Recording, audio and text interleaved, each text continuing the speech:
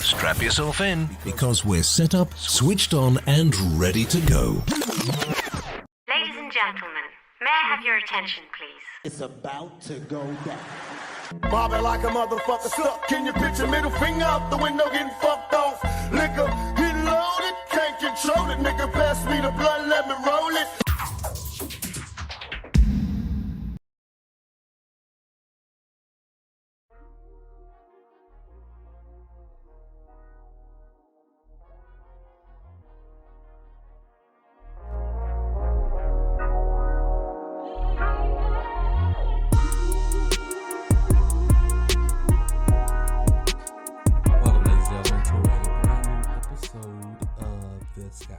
Podcast. I'm your gracious host himself, Scott Free, also known as Scott LaRock. I am the owner and contributor, well, one of the owners and contributors to 300 Network, which is also known as 300 Radio, which consists of a bunch of different podcasts and shows, documentaries, music, and all housed in one place, all for the enjoyment of Black people.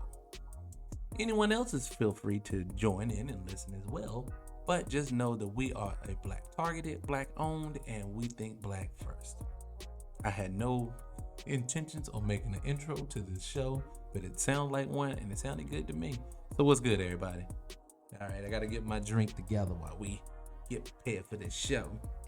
And if you know anything about me, it's kombucha. Today's kombucha, it's going to be a multi-grain kombucha. I haven't been getting my greens in at all lately. Gained like 10 pounds in the last week, but we'll get into that. It was a rough week last week, and I'll get into it. But on today's show, if you see the title, it is called Political Activism, or I said it better, Political Activist or Actor, the new facade of Black Empowerment 2.0. Because we've had the facade of Black empowerment in other ways in the past. I feel that they're using, activists or so-called activists or activists, as I like to call them, to basically misdirect the positive energy that the grassroots is trying to put out. I put these sisters on the cover to start because, this Black Lives Matter thing is probably the main catalyst that they're pushing that I feel that is hurting the culture more than helping the culture. But under the cloak that is here to help. If you know anything about the Black Lives Matter, not the movement, but the organization. The organization, a few months back, it was told that they had raised over $90 million. And with that, but I don't think they've had anything of tangible that they can actually say they've done with the money. I know one of the sisters got in trouble for purchasing some homes. And from what I hear, she used the money to do it. I'm not part of the organization, so I don't know the ins and outs. I don't know where she gets the money from. I really don't even care to know about her in general at all. But what I will tell you is that when I always see their talking points or what they stand for, it always seems to be counterproductive to what the reasoning is for them to be out there. And when I say that, I mean it like this. When they go to hit the streets, you never hear about Black Lives Matter until some injustice is done mainly to Black people. Or I say that better. Some type of injustice has been done by another group of people. Mainly as of right now, we're getting terrorized by the police officers or race soldiers, as other people like to call them. And they always yank out Black Lives Matter to be in the forefront. But if you pull back enough layers, and it's been proven, that a large portion of funding is coming for the very institutions that I think majority of us know we have to fight on a daily basis. So, and that kind of, leads into why I wanted to talk about this. And it actually leads into what sparked and inspired me to do this episode. And it's kind of off the cuff. So if it comes off a little unorganized, I apologize. But I try to do these a lot of times off of what I'm feeling at the moment. I can get up here and I can tell you about a shit ton of different subjects, topics, things that I know, but I know they're going to come off rambly. And if you listen to anybody who knows me personally, I always say that I have ADHD because I'm all over the place. And that's only because I have so many thoughts in my head at all times. So with Scott Free, I try to hone that down, slow it down, and talk about a specific subject at a time. And today's topic was kind of sparked by the Breakfast Club interview with Tamika Mallory I saw today. And I think it actually went up today. So I'm dating myself, but it's Tuesday. And some of the things she said in this interview, it opened my eyes a lot to this sister. All right, forewarning, I first caught wind of Tamika Mallory about a year or two ago, maybe sooner, maybe later than that, I'm not sure. But I remember when I caught her, as a matter of fact, I know exactly when I ran into her. I ran into her online. I caught wind of her when people was giving her backlash for not denouncing Louis Farrakhan. I remember this. And she refused to do it. And I looked her up, saw some of the stuff she was talking about. Seemed like a solid dope sister to me. And even to this day, it's sad because I think she's such a beautiful sister. Things that come out of mouth a lot of times I fucks with. And I honestly do think this woman loves black people.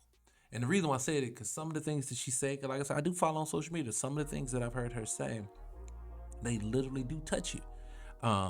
Meaning, what do I mean when I say that? When she says that I've seen her have to pull herself offline. She said she has to give herself a mental health day. Now that just became, cliche to call it mental health day. But I'm telling you, black people, you have to take them. I had to take one last week. This podcast is actually like 4 or 5 days later than it should be, but we're here. I was supposed to do them on Fridays. I couldn't even pull it off. I had such a mental draining week last week that I just couldn't do it. I could not bring myself to do it. And without, giving too much background on my personal life, I like to be as transparent as possible, but you guys don't need to know every goddamn thing. Last week, top of the week, I had just finished putting out some content for 300 Network, and one of my engineers contacted me. He told me that they are pulling. First of all, they pulled my personal Facebook page down. It's gone.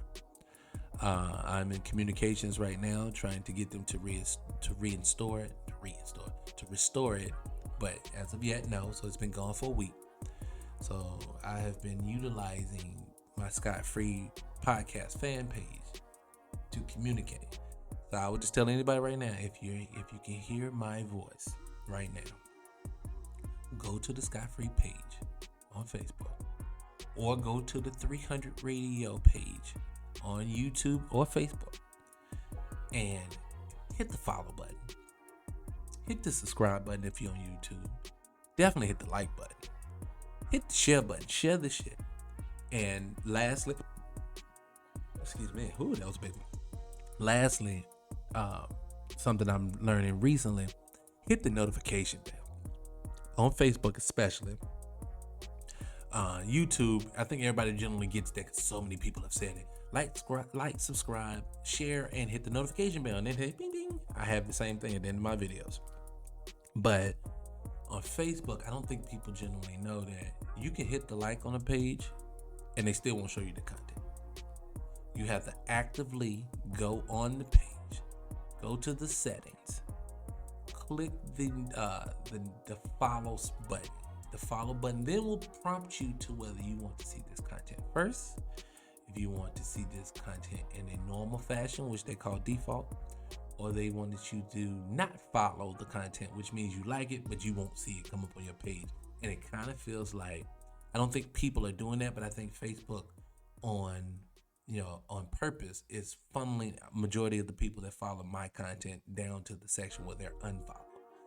I have certain people, friends, associates, moderators, things like that let me know, come to me and tell me, man, I'm not getting notified of any of your content. We have multiple videos go up every week, and most of these people are not getting it at all. And if they are getting it, they're getting it on playback. And I also know the algorithms feed on each other. So let's give you a quick game on how algorithms work. Being a de facto, they can block you out based upon keywords, things like that. what pushes you back into or can counteract that a lot of times is through the shares on your page. So you have to share the content that you like through the like button that you hit. So when you hear people say hit the like button, not everybody's just trying to monetize it, because I'm not even looking to monetize it. What I am looking to do is to be in front of as many people as possible, because I have big things coming.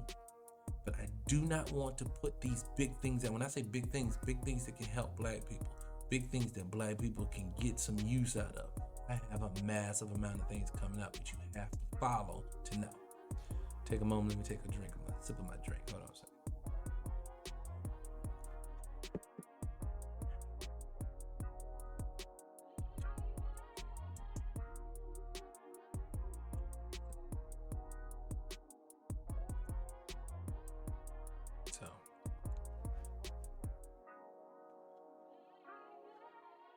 But anyways, figure this thing out.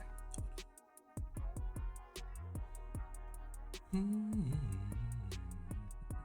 trying to pull up this letter. But anyway, where was I? So,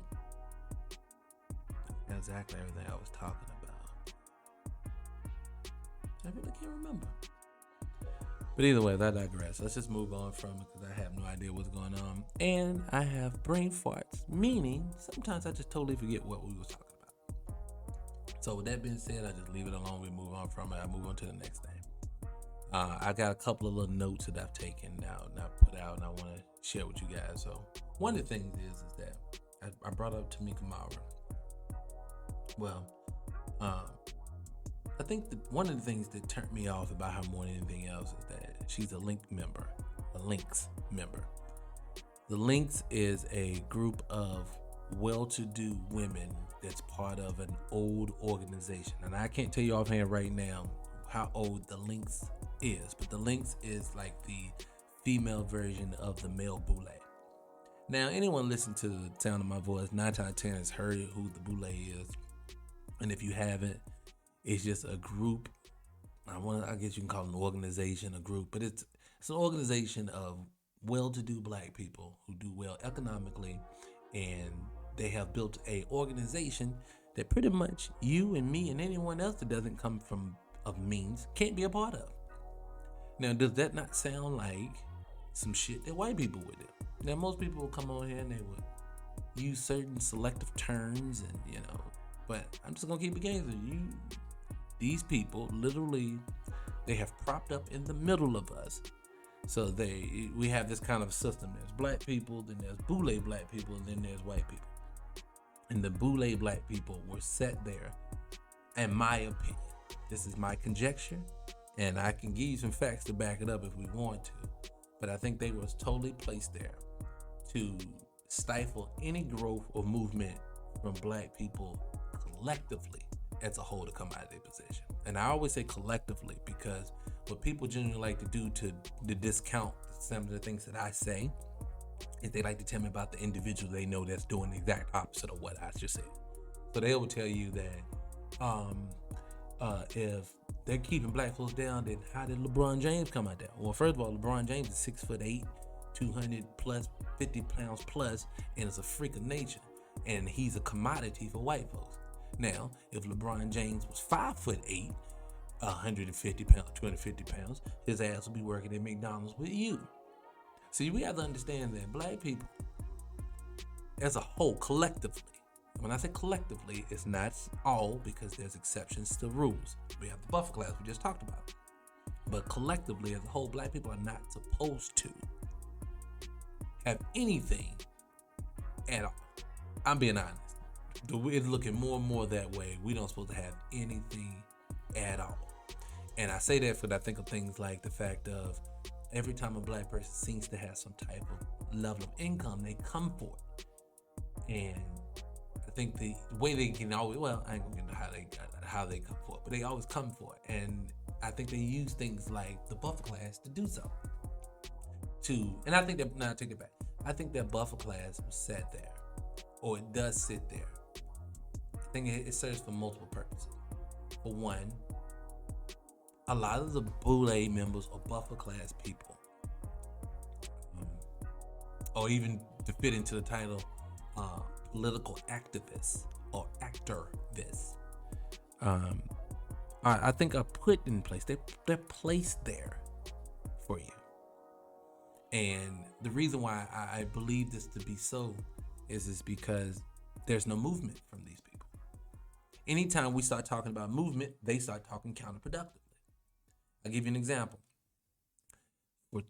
Since 2016, maybe a little before, I consider myself part of the grassroots movement.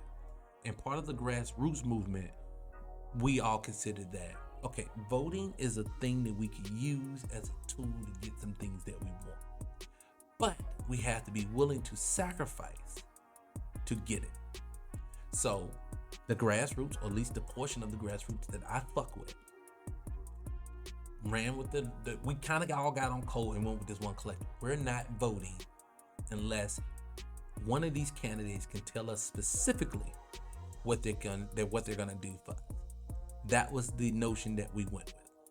I'm not going to vote until you can specifically tell me what you're gonna do for me, because you tell me every 4 years it is do or die, representation matters, and you get people in there to look out for you.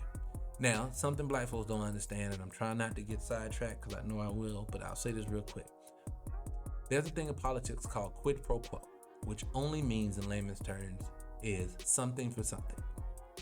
So when you hear black people stand in front of you and they say things like, your president can't do something just for black people because he's the president of all America, that is the counterproductive to the very word of quid pro quo. It is something for something. That is what you do. I'm giving you my vote for something specific in return. It cannot be symbolic. So, like I said, a little over 4 years ago, the grassroots level decided that we were going to ask for a tangibleness. We are hurting. And what's the tangibleness that we asked for? And you've heard this because everybody's talking about it now. But that movement came out about reparations, came out of the grassroots. If you didn't know that, that's where it came from. It did not come from mainstream America. And the reason why that became the focal point is because if you pull back enough layers on what is killing black society, what it basically boils down to is lack of economics. That is it, more than anything else. So if we're going to get out of our situation, we have to focus on economics. So why did we say, but why now? Why we ain't been did it? Because I don't think we totally understood economics was the key, one. And then two, an article came out a few years ago from a study that everyone from the grassroots caught wind of. That basically within the next 30 years, we were going to have zero wealth in the black community. Right now, white people have over $100 trillion in wealth in their household. Black people have $2. Okay. Funny enough, pre-Obama, we were moving at a pace that we were gaining damn near a couple $100 billion worth of wealth in the black community every year up until Obama. And then when Obama hit, we got stagnant, but white people's wealth boomed. I think they were less than 60%, and after 8 years Obama, they went up to over 100 trillion. So it was at 60 trillion, and it went to over 100 trillion in 8 years. We were, I think, at 1-something trillion, and now we're at 2. So now if you see the scale, something's not right that's happening right now. And we've been steadily losing ground ever since.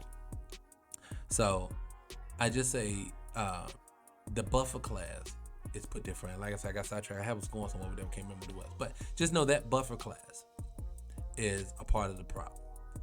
To get back on the political activists, the thing, and like I said, again, the reason I wanted to talk about this was because of the Tamika Mallory interview on The Breakfast Club.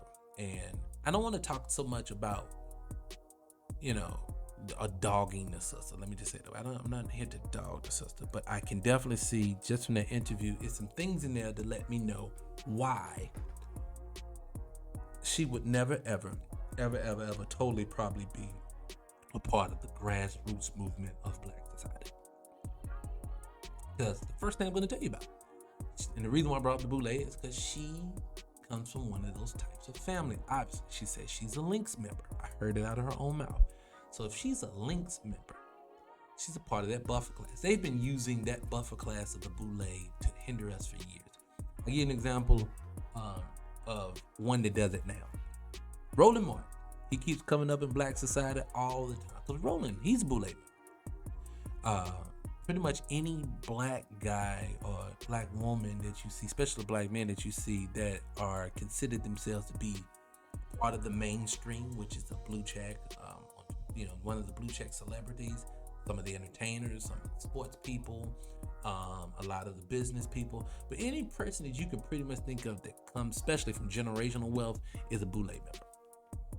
And I honestly am starting to believe that we have to do a complete video on the Boule. But for now, I'll stay to the topic. Being that she's a Lynx member, she's part of this group. And the reason why I keep talking about the Boule instead of just diving right in is because I don't think y'all guys understand the severity of how much the Boule hurts us as a group. See, now we strive to gain wealth. Agreed. I strive every day to do wealth. But we can't do it in a way that's actually going to act exactly like white people would, or white supremacy would act towards us. And I feel that's what the Boule does. So, what do you hear all the time from white people? If you don't come from white stock, you're not allowed. Same thing for the Boule. If you're not a white person, you're not allowed. Kind of for the Boule, if you're not light skinned, you can't be part of it. Now you got members that are now, they have relaxed it over the years, but they started, that thing was dripped in it. You've heard of the brown paper bag test. Boule was heavy on that shit. The NAACP members, majority of those top officials, these are Boule members. Now you see why none of these people help you. This is your Black Caucus members. Black Caucus literally runs around big up in every other group of people, but they're never with the people. You notice that you never see them anywhere? You know they never the ones on the front lines of anything. And when I mean front lines, I don't mean standing your ass out the street. Let me get sidetracked for a second about that.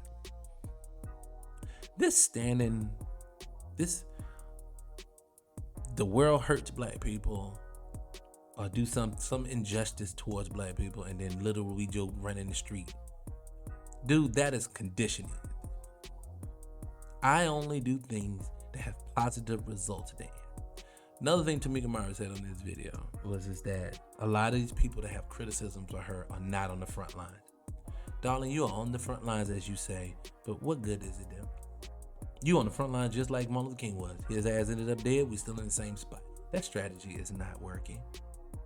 You cannot tell me where that strategy is working. You admit it out your own mouth. Well, I won't say that. I'll leave that part alone. I told her again, I'm gonna stay away from trying to disparage her. So I'll say that. I'll just say this. Standing in the street, protesting, and that's not even protesting. You're just chanting. And I'm not the most spiritual, religious person in the world, but I do believe in positive affirmations. I do believe in affirmations, period. I do believe that you can talk to your subconscious. So like for me, every day I tell myself I'm great. I'm great. You're king, you're God, anything positive, all these words I say to myself every day, especially when I'm down, to pick myself up. But we have to understand that I do those affirmations because they help. So I'm big on affirmations because they do this, that they help you along the way. So I think standing in the street, chanting, I'm a man, now you're just trying to convince yourself you're a man. You're talking to your subconscious, you're telling your subconscious, I'm a man. I'm trying to be a man. I am a man. But if you had told your subconscious, if your subconscious already knew it was a man, it wouldn't allow you to sit out there and chant like that. That's what I guess I'm trying to say.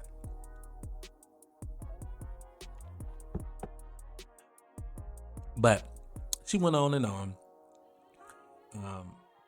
about how she's on the front lines and how if you're not out there, you just talk. That's not true. People who have criticism for Tamika Mallory, I'm sorry, Sugar, you brought it on yourself. I heard your story about how you don't work for Calais. You got approached by Spike Lee. Spike Lee is a problem. Spike Lee is a problem. All the blue checks are a problem. Majority of the time she spent on that interview, she spent that time talking about all of the blue checks that she works in conjunction with. That already is another red flag to go. Red flag. She spoke highly of Kamala Harris and Clyburn. What's Clyburn's name out of there? I forgot what. I think he's a senator or something out of South Carolina. The two motherfuckers decided they're going to stand up here today and say America's not racist. And I sat here and I watched her make an excuse for that. Matter of fact, I think I could play that portion. I think I should play that, so you can at least hear what she had to say. Because I'm gonna tell you, when I tell you that what she said about that, I totally disagree with. But let me pull it up. Hold on a second. I'll pull it up. Try to pull this up because basically what bothered me about this is that I know. Oh, hold on. Let me pull it. Let me get this pulled up. Hold on. You stay right there. So Charlamagne was right here at it. So I'm gonna start from right where she started talking about that. Okay. Got the music off for a second. Check this out, guys. Oops. Explain Madam Vice President Kamala Harris and explain, OG Jim Clyburn, people that I thoroughly enjoy, thoroughly like, but they still have to say things like America isn't a racist country. Why haven't politicians gotten the memo that we can speak truth to power? Well, the sad part with the VP, who I voted for Joe Biden because of Kamala Harris being on the ticket, Same. right? So I hold her more responsible than him. I have no expectations from a 70-plus-year-old white man at all. So whatever he is doing is more than what I thought he was going to do. Mm-hmm. My eggs are in her basket, especially if she wants to become president in 2022. 24. Right? 24, excuse me. 2024, that's right. Lord, I'm moving too quick. Right? It's midterms in 2022. That's right. And so it's sad because we know she knows because of the way she phrased the. Let me pause it right there. See, that was the first thing you said. So out your own mouth, you said that she knows better. So when a person knows better and they still act a certain way, what do we generally call that person? I call them a liar. So she ran on a ticket that she was fucking lying about, and you still talking about you support her. From the moment she said out her mouth, before she even started running for him, she said she was never going to do anything specific for black people, you should have been off that ticket. You should have been off of that one. Because if your platform, Miss Mallory, and any other activist that's out there, if your platform is going to be black empowerment is what you're here for, any person talking negatively against that, you should literally distance yourself from or denounce. So that's why for me, and I only need to play. Let me turn my music back on. Well, no, let me finish it. Let her finish. I'll let her finish. Hold on. The answer. Mm-hmm. She tried to say, well, it's not a racist country, but we got to deal with the racism in the country. And I get the point that she's trying to make is like, I'm not going to sit here and say all the people in America are racist, but we're talking about institutions and constructs. And we know that the foundation of America is as racist as ever, right? We know that. Let me start right there. It's not going to be totally pertaining, but you know what bothers me? It bothers me when you make excuses for people like that. Now, when a black man can't pay his child support, I'm going to use it as an example. Everybody from his mama, his cousins, his sisters, his cousins, even sometimes his homeboys will say, man, you just got to figure that shit out. But then yet and still we'll turn right around with people like this and give her a pass. I don't know why you would hitch your wagon to a person. And let's be serious, I want scot-free to be free. When I mean free, I mean to be scot-free or not at all. So I'm going to be free to say what the fuck I want to say. What I will say is this.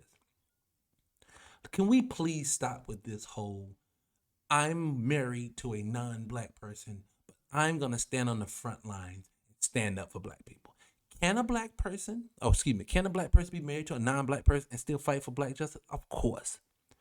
But we're talking about at this point, we're at like an epic level of literally integration is in everything that we do. Like, it's okay, class example. You want to use Kamala Harris. So, before you voted in November for her, Ms. Mallory, this woman has said in one breath she was not going to do anything specifically for black people, even though black people are specifically getting targeted. That was one strike. You voted for a woman who's married to a white man. You voted for a woman who literally was not raised as a black woman. Out of her own mouth. you have voted for a white woman that now she's in office has literally went MIA. What's the fucking point of voting for her? You said you voted for her on that Joe Biden ticket because of Kamala Harris. You voted for Joe Biden because of Kamala Harris. Can someone please tell me if and when any fucking vice president has ever done anything to help anybody? It is a seat holder in the event that something happens to the president. Now, do you really, really, really think, Ms. Mallory, that if you allow the system that created the world created this system runs the entire world that we live in, do you really think they're going to allow someone into the number 2 spot that actually would do something to help the bottom feeders? Yes, you have black folks in the bottom feeder category of life that will help the bottom feeders get out. No, that's why Obama didn't help. That's why Clyburn won't help. That's why it's him and every other politician you put out here will not help, because they're not designed or never was designed to do so. I give you Obama as an example. People fell for the okie doke. I too was one of them. When he came along in 2008, I was not a big reader. I was not big on politics. I didn't understand it. But since that moment, I've read his book. And all you had to do, people, to this day is read that man's book. And you would know, oh, he's not the guy who's going to save you.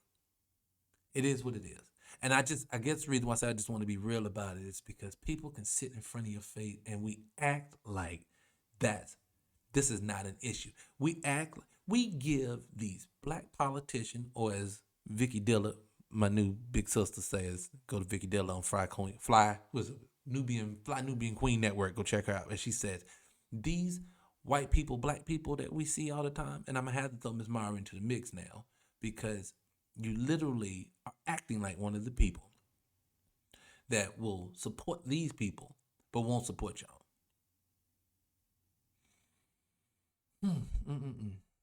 So, let's finish the thing, and we'll go from there. Let me just finish it. And it's sad that she's still not in a place to just say it.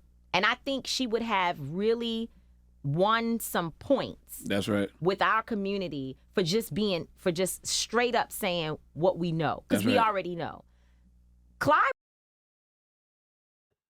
Before she gets into Clyburn, let's just address what she just said there. We have moved beyond the point of needing brownie points from politicians. See, Ms. Mara, you get brownie points. You get brownie points for speaking up for black people or speaking truth to power. I should get brownie points for speaking truth to power. Kamala Harris doesn't get that option. She's in a position.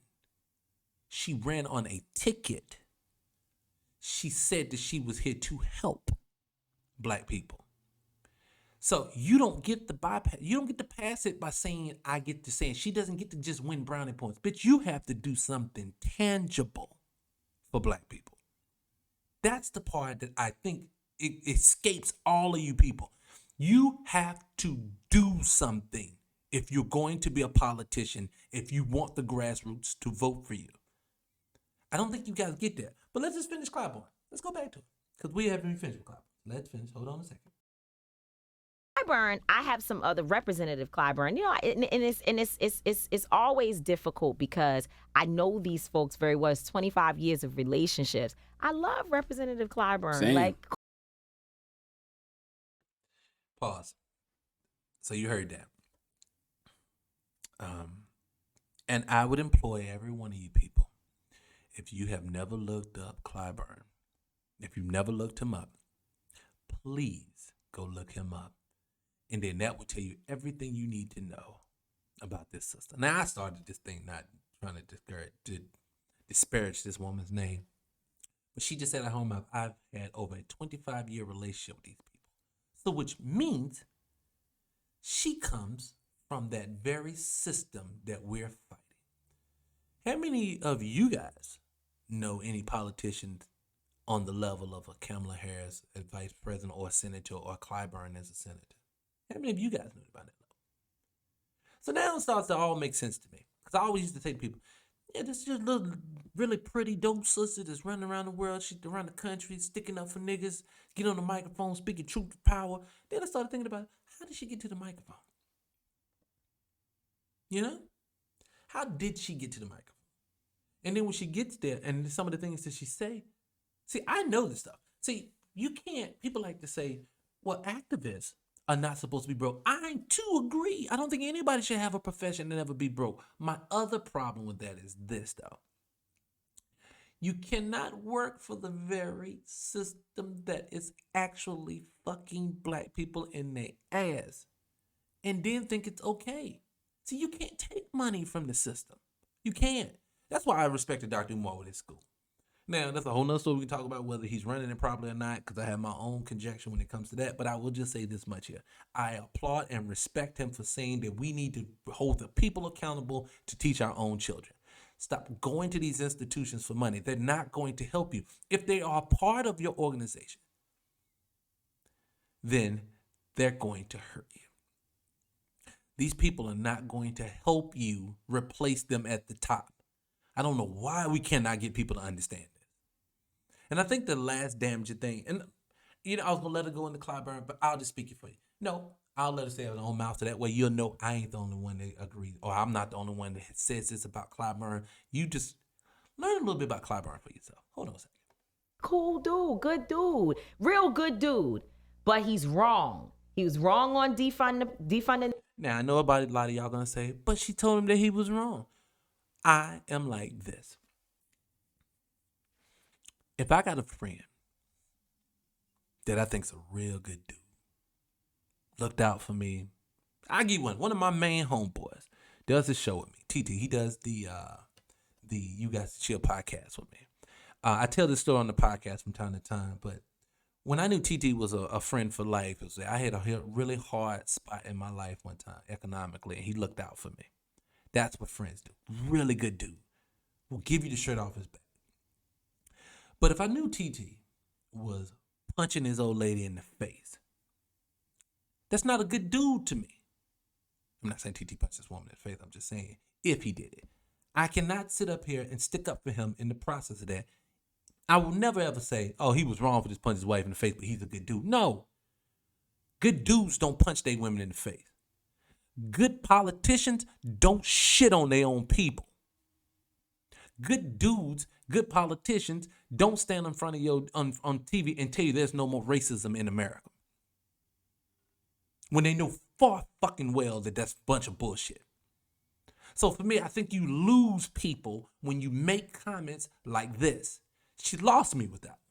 I found myself getting upset about that because to me, you are hiding or masking yourself as a friend to black society, and you're not. But I let her finish. Let her finish it out. In the police, right? He tried to make this, to create this narrative that, we weren't going to be able to hold and or obtain seats in the election because of the people who support defund the police. Well, how did Cori Bush and Jamal Bowman get in to be? Okay, so she left it alone. That's the end. Let me turn this off. Let me get back to come out the music back on because I found myself getting upset. Let's get that back. Okay. Excuse me. But you see what I mean, guys? I think. Let me slow down for a second. I built this channel again. Literally built this channel because I wanted to give my conjecture about how the world works.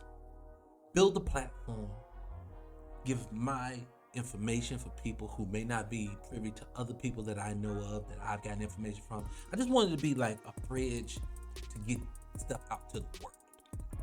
That's all I wanted to be. I always hear people always say, we complain. I just want to be part of the solution. So being part of the solution for me was that I'm economically in a position to be able to kind of change the narrative about how we view ourselves or other black people in this world. And I said, well, hell, it's time to get in the fight. So that's what I'm doing.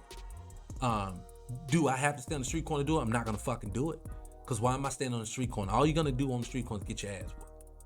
There's other ways that we can fight this thing without standing on the street corner. But I'm telling you this about my channels because I just want to get serious. say this all the time, and I don't even know if it's gonna come out right, but I say this all the time. America literally will lie to black people. Black people will know that the America's lying to them, but we all agree upon the lie, and we just all walk around here and act like we don't know each other lying to each other. I know that don't make any sense, but I think you felt me when I said that. So I feel like what's going on in America now is that I feel like we have gotten used to lying to each other. We've gotten used to it being okay to be lied to. And I just want to create a space that we just don't do it. If you rock with black people, we should never have to question. I feel like this. Stop playing black people like we too stupid to understand what you're moving and how you're moving. That's what these people do. They stand in front of you, her now, this conversation I heard her have. I heard Roland Martin do it. You stupid ass. You just stupid. You're dumb ass. You simple ass can't do this. You are talking literally to people like they're too stupid to understand what they're fucking feeling. And I think it's just time we stop that shit. Let's just stop with the fucking games, okay? That's where we at. We're at a game. We're playing games now. We just need to stop with the games. Sister, you come from the Links. The Links is a bunch of people that literally set up, kept their buffer, kept their income, and didn't do shit to help the people when it came to it. Yes, I'm talking about not just them Links members, but that includes the NAACP. That includes the Black Caucus. That includes any organization that has stood the test of time, but yet and still have they have no evidence to show what they've actually done for people systemically or on a collective level. Don't give me how they did something for one person. See, that's how they get us with the one person thing. That's how they do it. That's why they give you Oprah and Tyler as those buffer people. So you'll keep going your punk ass to work. You'll keep making that music. You'll keep dribbling that ball. You'll keep making white folks rich off of your back. And in the process of that, all in the hopes that eventually one day you'll be chosen just like they were. It's not going to work that way. They have been running that game on us since before slavery. And it's time that somebody says that shit out loud so we can actually move on from it. Generally, if you want to know if your spouse loves you, just look at their actions. If you are on a commercial, Miss Mallory, a Cadillac commercial, that literally, I get it, it was for Women's Month.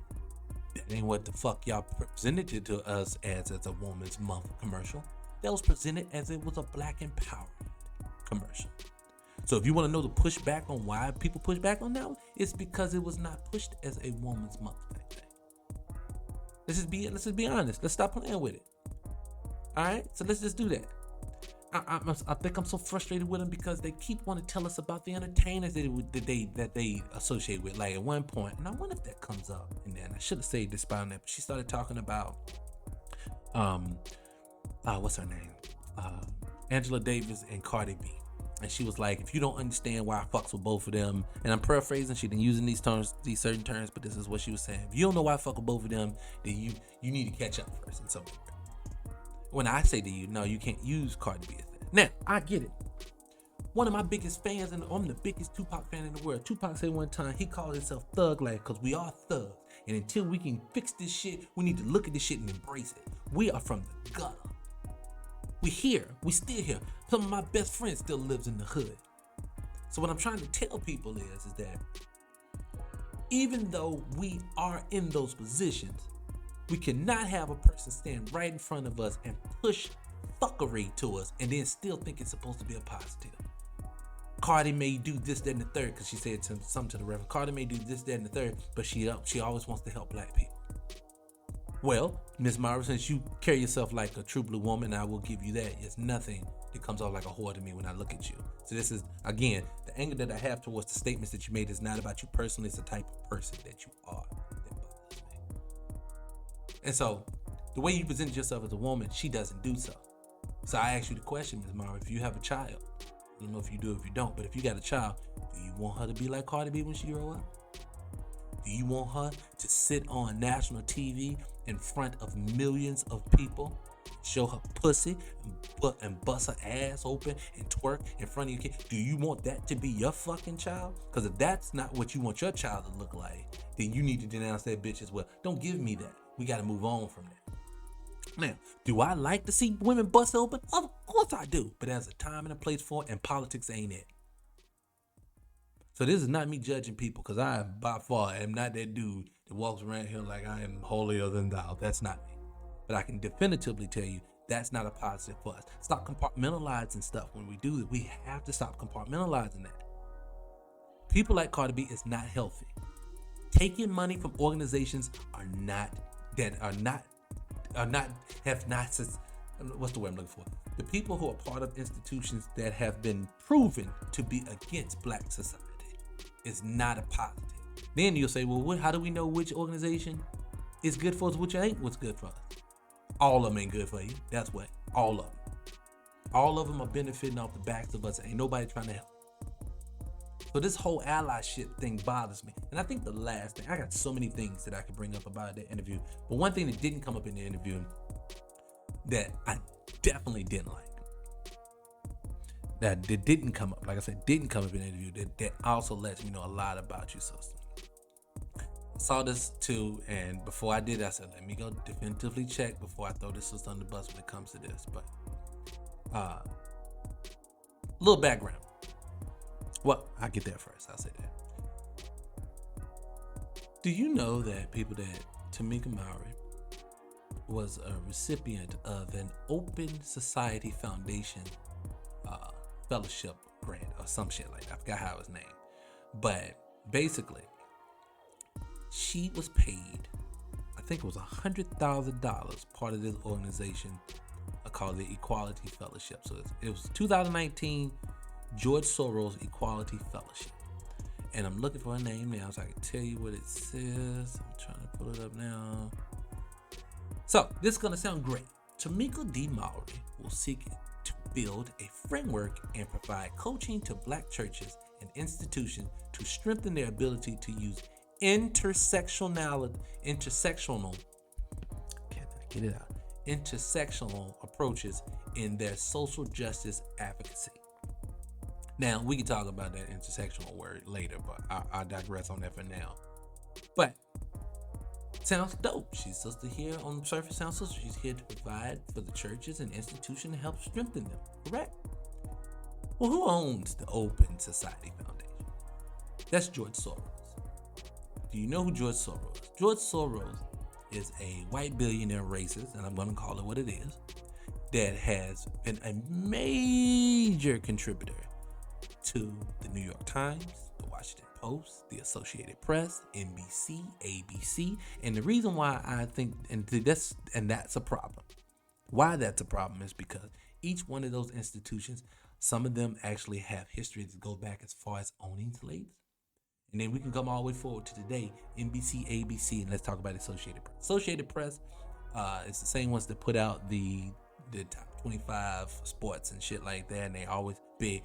New York Times is one of the most reputable newspapers. Washington Post, exact same thing. I think Jeff Bezos owned the Washington Post. But this guy has contributed money to all of these institutions, and there's probably even more than that. I'm just giving you a few that I know you would know. You cannot be a recipient of a person. I'm trying to make it cute, and I need not to make it cute. Let me ask you religious people this. You want to do God's work. I use terms that you'll understand. Taking money from George Soros to do work for black people is like taking money from the devil to push God's message. That's exactly equivalent. For you people to say, but yeah, they're giving money, they're going to keep the movie. Yeah, but would you take the devil's money to push God's message? You take other money from other places, but that's one place you can't go because you already know if the devil's giving you money, then it's something attached to it. Always strings attached to it. I always tell people that. I started to understand that all these institutions were bad for us, that's supposed to be good for us if you just start following the money. When I took one of my daughters a few years ago, we was taking her on the HBCU college tour. You know, she was getting ready for college at the time. And I remember we went to Spelman. When we got in Spelman, when we got into Spelman, first thing they started telling us about where the name came from and how the institution was started. And it's quiet as kept, but we'll get into how all HBCUs are started. We can do that on the bootleg video. But for this one, when I Googled after I Googled who the woman was, the Spelman woman, and you find out is the Rockefeller's wife's maiden name is the one who is one of the major contributors, if not starter of Spelman College. Matter of fact, I think she did start the school. Well, what better way to control your open enemy, in which, let's just be honest, white folks view black people as their open enemy, than to control the minds of their children as they ready to head into the world? See how that works? They got your kids at daycare. They got your kids in elementary school. They push what they want to tell your kids in middle school and high school, all the way through college, onto the world, and so forth and so on.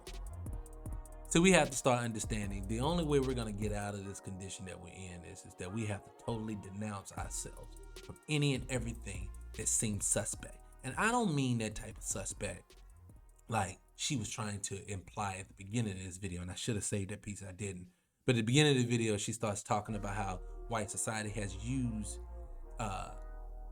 black people or certain narratives about black people to discredit them. And I totally agree. If you know anything about COINTELPRO, that's exactly the narrative they use. But see, if you understand white supremacy, it's very sophisticated. You ever heard of an agent, then a double agent, then you got a double agent, then a triple agent? These are the people that I call like Tamika. Some of them are willing participants, some of them are unwilling participants. I can't tell you whether I know this sister's either or. In my opinion, I do not know her personally. But one thing I can tell you is that nobody, Malcolm said it best. I won't even have to say it in my own words. Malcolm said it best. If white society loves you or is in love with a person, you better raise an eyebrow. If they hate a black person, that's 9 times 10 the person you should fuck with. And that kind of leads me to Tariq Nasheed today. Tariq Nasheed just dropped that buck breaking movie DVD. He just put that out.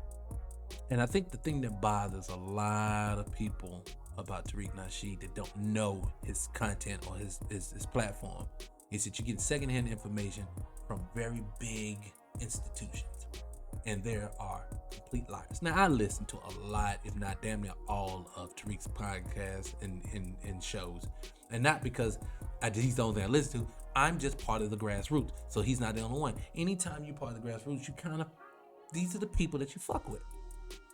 And one thing I've always noticed about him, and one thing I will give this man credit for to this day, and it's probably a decade in for me, he's always been consistent. See, Kamala Harris stood in front of us and told us, I'm not going to do anything specific for black people. No, she said that.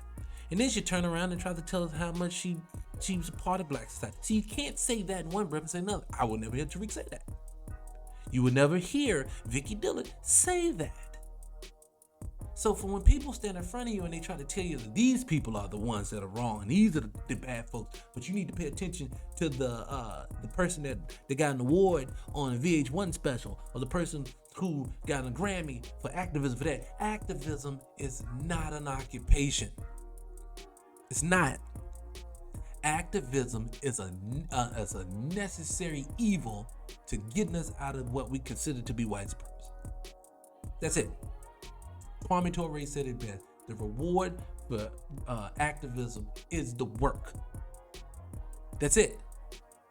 There's no statues at the end. Black people will say, well, Tariq Nasheed makes money off his own. He's producing content. Now I heard Tamika Mallory tell us about that lady from Black Lives Matter that was buying houses a couple of weeks ago with a lot of, and I think that people was assuming or is correct that she was using donation funds to do so. The difference is, for that, and I think what people miss on that is this. It's the fact of that's self-serving, if you really think about it. You took other people's money and bought yourself a house and gave nothing to the people. Then people will say, well, Tariq crowdfunds to put out his content. Now, the first time I heard that, I thought to myself the exact same thing. I will be totally transparent and honest. Love Tariq to death. But when I first heard he was crowdfunding for his things, I said, that don't sound right, because he's going to charge them up front and then on the back end, make them pay for it, which he doesn't do. Most of the time, if you contribute to the thing, you actually get your shit for free. But also, too, the reason but you got to change your mindset when it comes to it. My mind changed about it, and I look at it like this now. We hate all the content of all of these movies they're making about our fallen heroes. Harriet Tubman movie, trash. James Brown story, trash. What's another trash ass movie? Just one after another. The Ma Rainey story, trash. Excuse me, I had to burp. So that's a trash film. So for me, I'm like this. I want films that's actually gonna show us in the proper light that we supposed to sit in. And if I have to contribute to get it done, where the fuck do I need to sign up at? Here's my money. So I tell people that say the same thing about a person, say like Tariq is, did he produce did he produce something that you got something tangible out of? I say yes. That's the difference between Black Lives Matter lady collecting funds to buy herself a house. I don't want to hear. And then I hear she said comments like, well, she has books. What's the name of her book? What's the name of her book? Is her book selling so fucking well that she can buy a house in the hills? Let me tell you. This is coming from a brother who lives in California himself. In Orange County at that. Orange County is actually probably more expensive than LA County. Shit's expensive than a motherfucker. If I don't know this lady's book, if this lady's book is not a New York Times bestseller, then how the fuck is these books or whatever the fuck else she got going on is affording her to live in the Hollywood Hills? You people who do not live in California do not know. You are not gonna work a normal job and live in the Hollywood Hills. It's just not gonna happen. I saw a friend of mine just got an apartment in downtown, and he's paying $7,000 a month. So, I'm sorry, that money is coming from the people that was supposed to be used to help the people. Now, let's go even a step further than that. What's also a problem with that is this. Have you seen the bullet points of the things that they actually want? See, like, I remember when the Black Panther Party, they had a 10-point plan. If you know anything about the Black Panther Party, they had a 10-point plan that they actually had demands they wanted from the United States government. We want X, Y, and Z to happen. We want this to happen. We want that to happen. And if I read it to you down the road, you guys want to happen. But everything was about improving or something to do with black men and black women as a whole. When I see the demands of Black Lives Matter, and not one time in there is anything to help the average black person, is one of the demands, I have to call you suspect. Do you know what I'm saying? This doesn't make any sense. Let me drink my coffee. Hold on.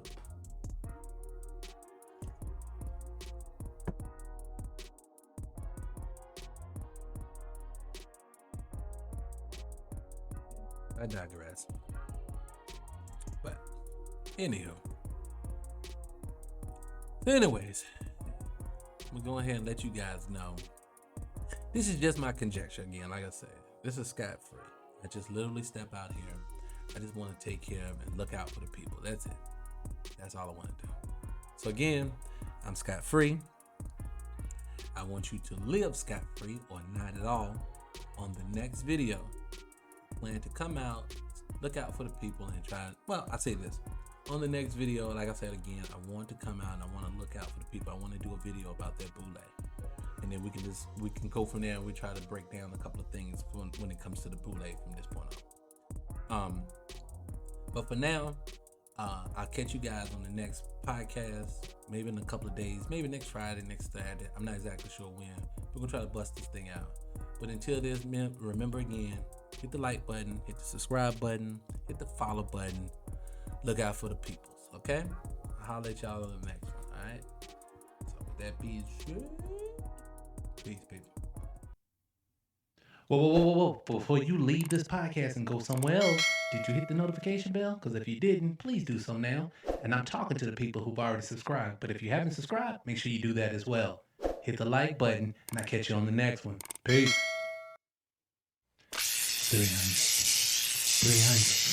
300 Radio.